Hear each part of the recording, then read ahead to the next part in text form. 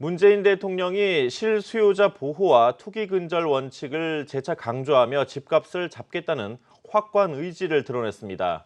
과도한 시장 개입이다, 세금 폭탄이라는 비판들에 대해선 정면 돌파하겠다는 뜻을 밝혔습니다. 첫 소식 정원우 기자입니다. 문재인 대통령은 주택 문제가 당면한 최고의 민생 과제라며 책임지고 주거의 정의를 실현해 나가겠다고 강조했습니다. 부동산 세제 강화를 통한 불로소득 환수와 대출 규제 강화, 주택 공급 확대와 세입자 보호 대책 등 4가지 패키지를 언급하며 정책 효과를 자신했습니다. 과열 현상을 빚던 주택 시장이 안정화되고 집값 상승세가 진정되는 양상을 보이기 시작했습니다. 앞으로 대책의 효과가 본격화되면 이런 추세가 더욱 가속화되리라 기대합니다. 정부의 부동산 정책에 대한 시장의 비판의 목소리에 대해서도 조목조목 반박했습니다.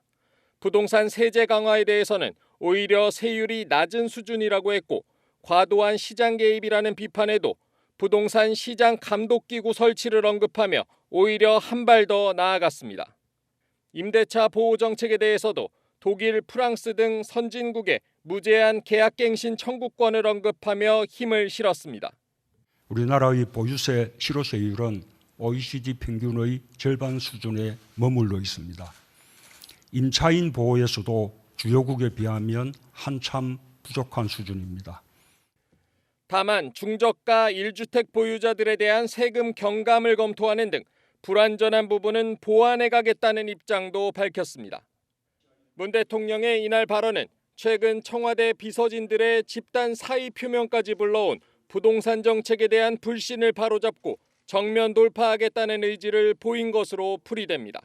한국경제TV 정원우입니다. 법 적용이 애매모호할 때 정부가 소위 이렇게 하면 된다고 정하는 걸 유권 해석이라고 합니다.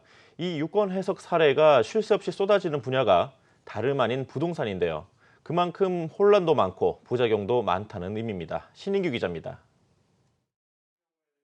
최근 기획재정부는 7.10 부동산 대책에 대한 일종의 지침서인 가이드라인을 내놨습니다.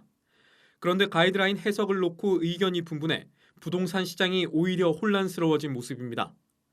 법대로라면 임대사업자들은 가이드라인을 따르더라도 며칠 차이로 정부가 약속한 혜택을 받지 못할 수 있기 때문입니다.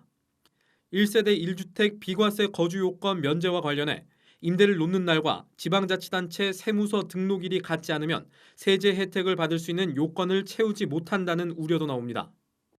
정부가 임대사업자 말소를 유도하는 식으로 정책을 짜면서 생겨난 또 다른 부작용인 셈입니다.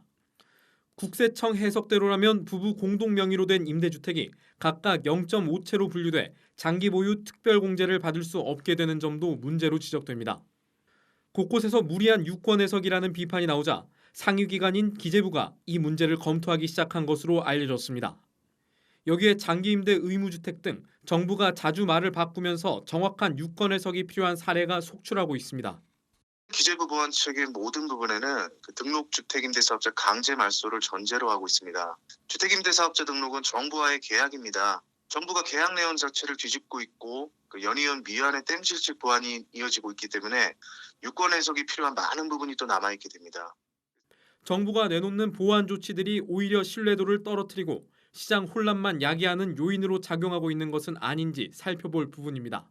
한국경제TV 신인규입니다.